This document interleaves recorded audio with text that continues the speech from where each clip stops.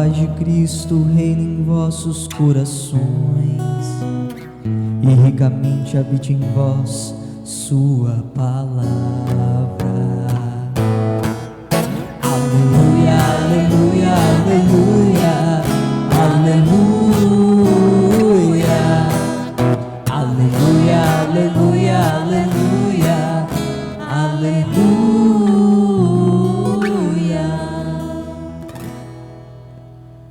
O Senhor esteja convosco. Ele está no meio de nós. Proclamação do Evangelho de Jesus Cristo segundo Lucas. Glória a vós, Senhor. Os pais de Jesus iam todos os anos a Jerusalém para a festa da Páscoa. Quando ele completou 12 anos, subiram para a festa como de costume. Passados os dias da Páscoa, começaram a viagem de volta, mas o menino Jesus ficou em Jerusalém sem que seus pais o notassem. Pensando que ele estivesse na caravana, caminharam um dia inteiro. Depois começaram a procurá-lo entre os parentes e conhecidos. Não o tendo encontrado, voltaram para Jerusalém à sua procura. 3 dias depois, o encontraram no templo. Estava sentado no meio dos mestres, escutando e fazendo perguntas.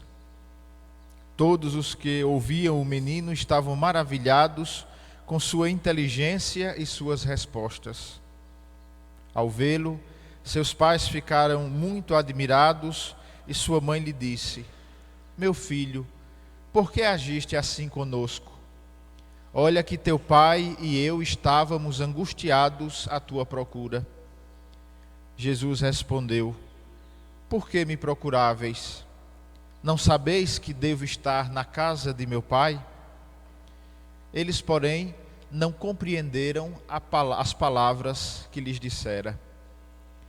Jesus desceu então com seus pais para Nazaré e era-lhes obediente.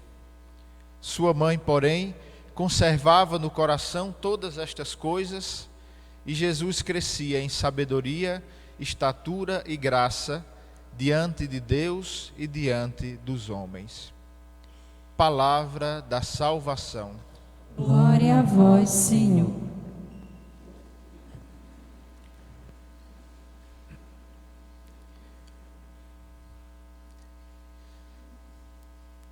Do dia de Natal, 25 de dezembro, até o dia 1º de janeiro, em que celebramos a solenidade de Santa Maria, a Mãe de Deus, existe um período de 8 dias que nós chamamos a oitava de Natal.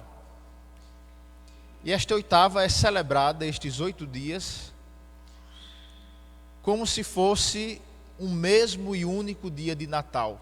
Tamanha é a importância desta solenidade. Isto acontece também na Páscoa, existe a oitava de Páscoa. E celebrando esta oitava de Natal como se fosse um mesmo e único dia de Natal, que se estende ao longo de 8 dias, nós, dentro desta oitava, celebramos a festa da Sagrada Família de Nazaré, a família de Jesus, Maria e José, que é a festa que nós celebramos hoje, celebramos neste dia. E por que celebrar a festa da Sagrada Família precisamente dentro da oitava de Páscoa? Com isso, a Igreja deseja fazer-nos compreender, ou melhor, aprofundar o mistério da encarnação de Deus, do Deus que se fez carne e habitou entre nós, como víamos na liturgia de ontem. Aprofundar este mistério da encarnação de Deus em Jesus Cristo, de maneira que nós compreendamos o quanto Deus se fez próximo de nós.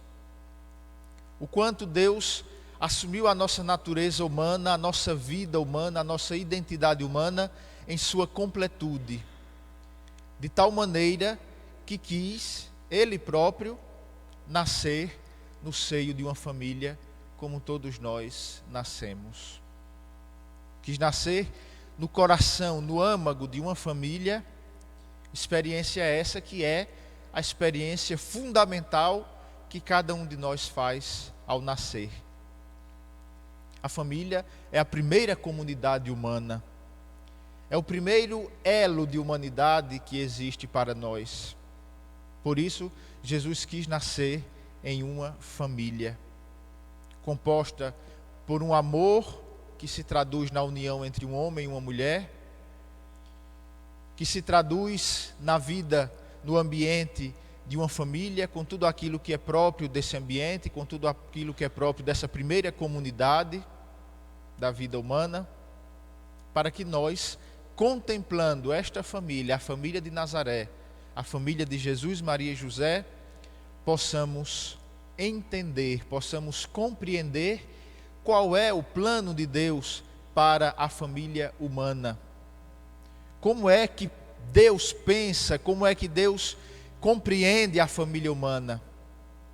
Por isso, olhar para a família de Nazaré, para Jesus, Maria e José, é compreender o que Deus espera das nossas famílias. O que Deus espera de cada um de nós, seja como pai, seja como mãe, seja como filho, como irmão, dentro da família humana. É claro que quando contemplamos a família de Nazaré, imediatamente talvez nos venha aquele pensamento: estamos falando de uma família perfeita.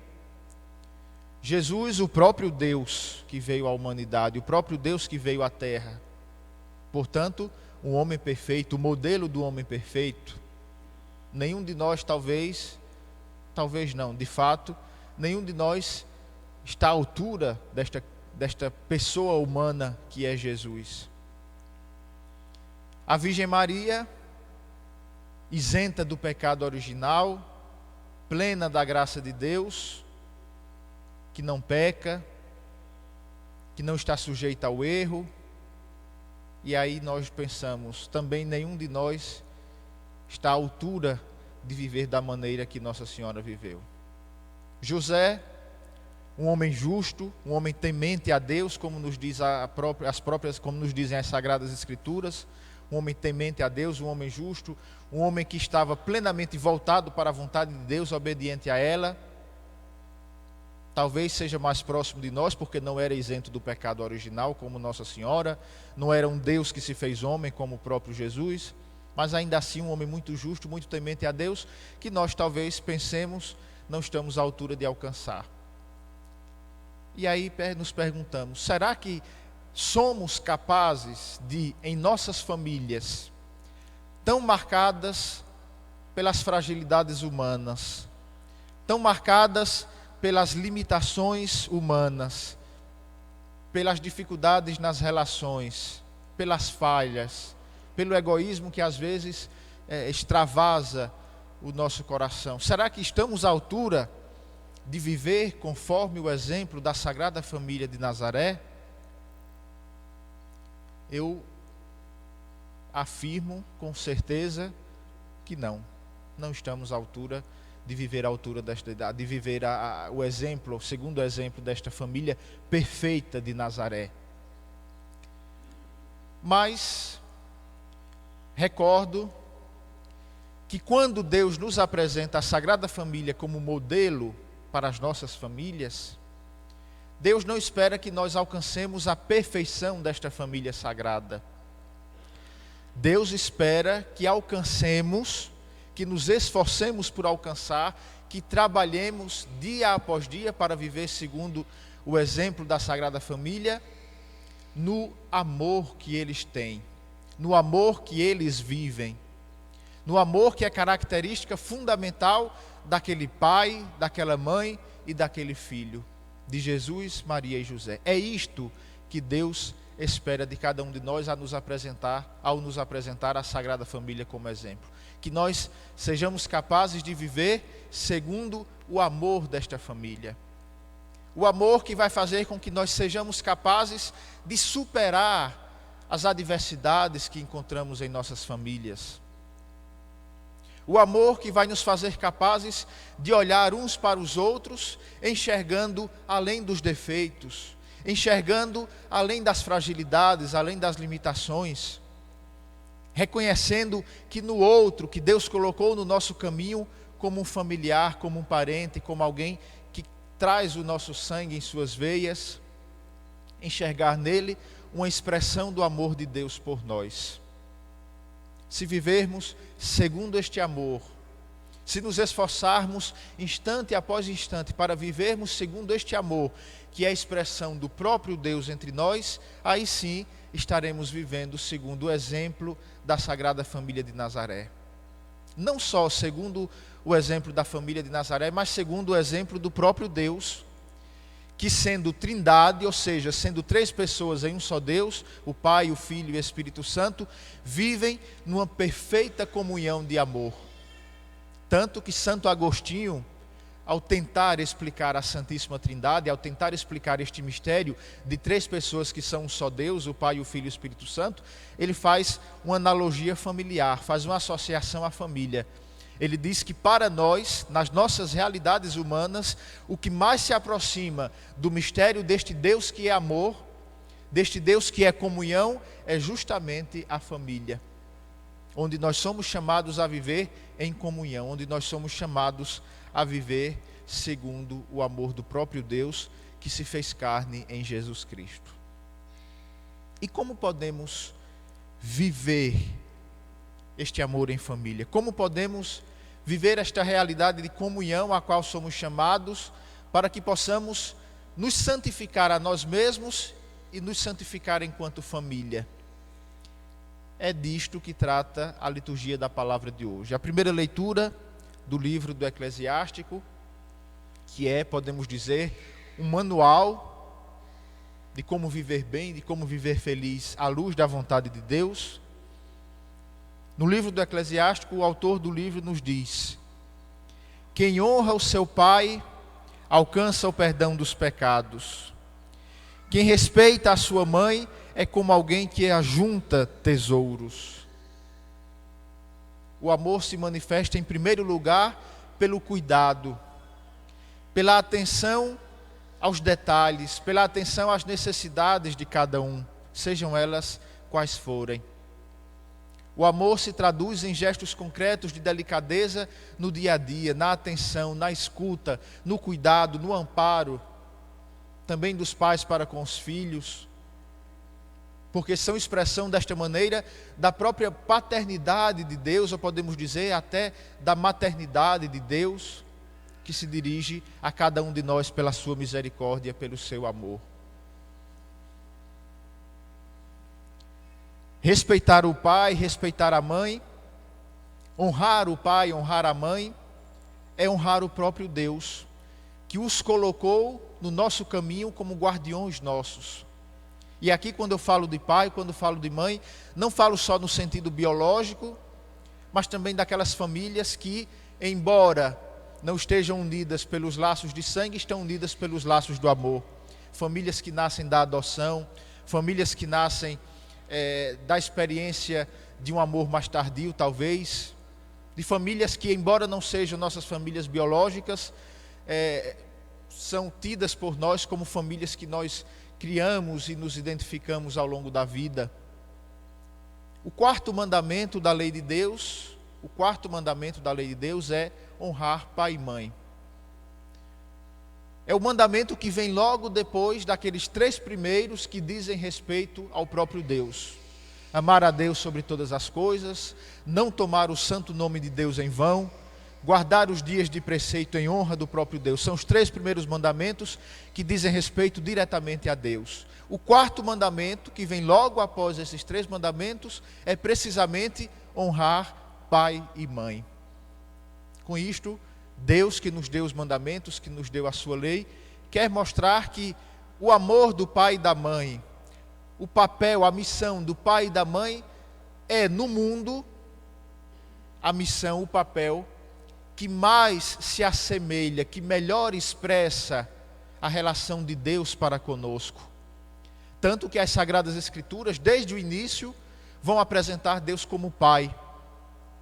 Na tradição da igreja, nós vamos encontrar teólogos, autores que chegam a dizer que Deus é como uma mãe também, Isaías, nas Sagradas Escrituras mesmo, o próprio Isaías, o profeta Isaías, diz que Deus é Pai que nos ama com amor de mãe. Ou seja, Deus, com seu amor, reúne em si, tem em si, traz em si tudo aquilo que é próprio do amor paterno, do amor materno, e que, portanto, os pais, as mães, são chamados a expressar no cuidado com os seus filhos. Para que, olhando para eles, os filhos sejam também capazes de reconhecer o amor de Deus. Talvez um dos grandes obstáculos da evangelização nos nossos tempos seja apresentar Deus como Pai, quando tantos homens e mulheres, talvez alguns de nós, não tenham tido a experiência sadia do amor de um pai, do amor de uma mãe. Talvez tenhamos tido uma experiência conflituosa de relação paterna, de relação materna. Mas Deus, neste dia da Sagrada Família, quer convidar a cada um de nós a contemplá-lo como Pai, a contemplá-lo como aquele que está inteiramente voltado para nós, aquele que está inteiramente voltado ao nosso cuidado, à nossa salvação. Por isso, Ele mesmo vem até nós na pessoa de seu Filho Jesus Cristo para nos dar esta salvação, para cuidar de nós, para nos amparar, para nos conduzir, como faz um pai, como faz uma mãe. Na segunda leitura da carta de São Paulo aos Colossenses, podemos dizer que Paulo nos dá uma receita de como viver o ambiente familiar, de como viver no ambiente familiar, de como viver relações sadias que nos expressem o amor de Deus e nos façam traduzir esse amor no amor uns aos outros. Revesti-vos, meus irmãos, nos diz São Paulo, de sincera misericórdia, bondade, humildade, mansidão, paciência, suportando-vos uns aos outros e perdoando-vos mutuamente se um tiver queixa contra o outro. Esta é a receita para uma vida familiar. Viver com misericórdia, que vai nos fazer olhar para os outros, apesar dos seus pecados, apesar das suas limitações, reconhecendo que também nós temos as nossas limitações, também temos os nossos pecados. Porque os casamentos, infelizmente, hoje, sobretudo, não duram. Porque antigamente nós olhávamos, ou hoje olhamos para os casais de antigamente e vemos que estes casais viviam tantos e tantos anos como marido, como mulher. Porque existia esta capacidade de perdoar, existia essa capacidade e existe ainda entre nós, entre tantos casais, graças a Deus, esta capacidade de reconhecerem que o amor é mais forte do que tudo aquilo que divide, do que tudo aquilo que separa. Quando São Paulo diz suportai-vos uns aos outros, não é no sentido somente de tolerar, ou como diz a Galo, de engolir, vocês vão ter que me engolir. Não, não é nesse sentido. É no sentido de fato de ser apoio, de ser suporte um para o outro, de apoiar,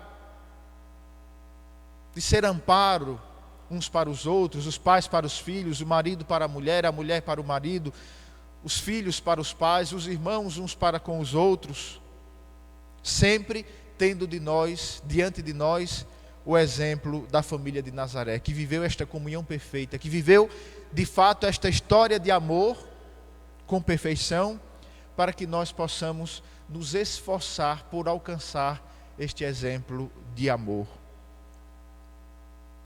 Jesus não viveu mais ou menos numa família, ele viveu de fato em tudo numa família. Jesus não foi um homem somente de aparência, ele foi um homem que assumiu a humanidade em tudo. Por isso o evangelho de hoje vai nos fazer reconhecer que também na família de Nazaré existiam situações conflituosas. Essa situação em que Jesus, Maria e José vão a Jerusalém para a festa da Páscoa, como era tradição entre as famílias judaicas, que deveriam ir a Jerusalém pelo menos uma vez na vida.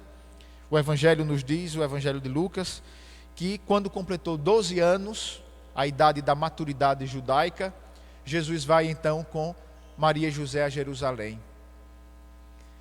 E quando voltam, depois da celebração da festa da Páscoa, não se dão conta de que Jesus havia ficado em Jerusalém. Já ouvi, sobretudo dos nossos irmãos separados, os nossos irmãos protestantes, querendo diminuir a imagem de Nossa Senhora, a imagem de São José, querendo dizer que eles não eram bons pais. Já os ouvi dizer que o fato de terem perdido Jesus em Jerusalém mostra isso, que não eram bons pais.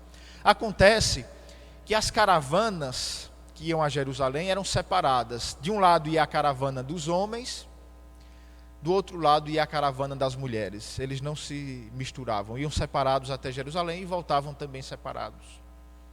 E as crianças escolhiam em que caravana queriam ir, ou com o pai, ou com a mãe, ou com os homens, ou com as mulheres. Nossa Senhora certamente confiava de que o menino Jesus estivesse com São José, estivesse acompanhado do seu pai adotivo. José certamente confiava que o menino Jesus estivesse com Nossa Senhora, acompanhando sua mãe. Acontece que criança, como a gente ouve dizer, de uma expressão bem popular, é bicho traiçoeiro. E Jesus também, como toda criança, isso não é pecado, tinha também as suas travessuras de criança. E nem estava com o pai, nem estava com a mãe.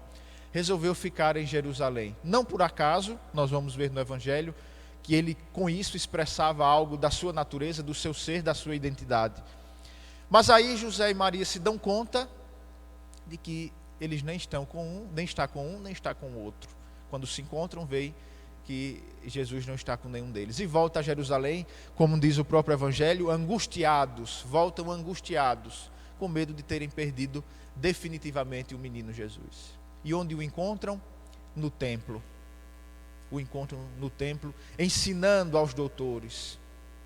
Ele, que era uma criança de apenas 12 anos, está ali ensinando aos doutores, fazendo com que os doutores fiquem admirados diante da sua palavra, diante daquilo que lhes falava.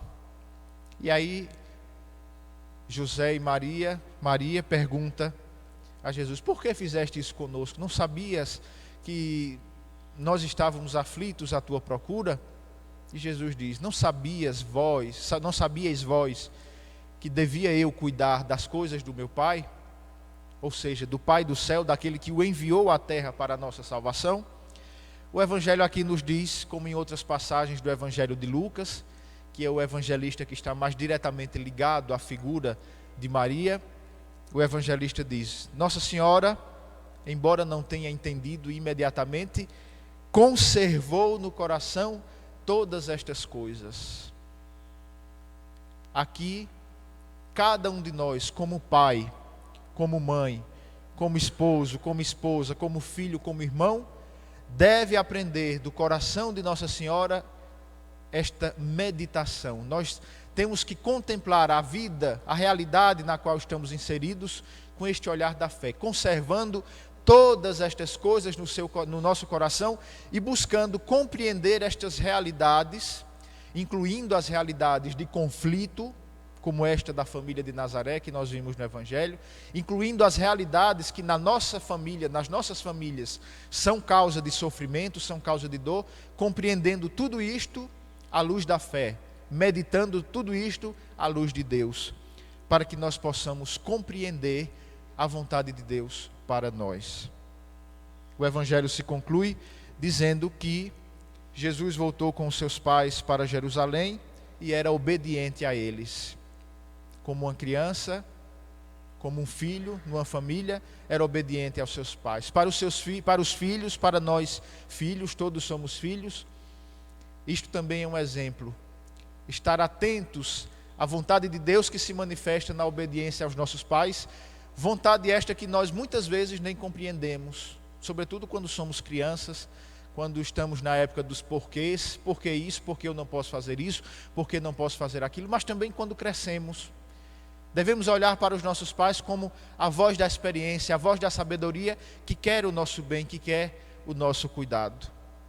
Meus irmãos, neste dia da Sagrada Família, neste dia em que o Senhor nos convida a olharmos para Jesus, Maria e José como exemplo para nós, disponhamos-nos a acolher este exemplo, a acolher este dom e agradeçamos a Deus pela família que Ele nos concedeu, com as suas limitações, com os seus pecados, com as suas fragilidades, mas também com o seu amor que se manifestou desde o início, com o cuidado que se manifestou desde o início, sendo expressão para nós do amor de Deus que cuida de nós, que nos ampara, que nos protege. Que a Sagrada Família de Nazaré interceda pelas nossas famílias, interceda por cada um de nós.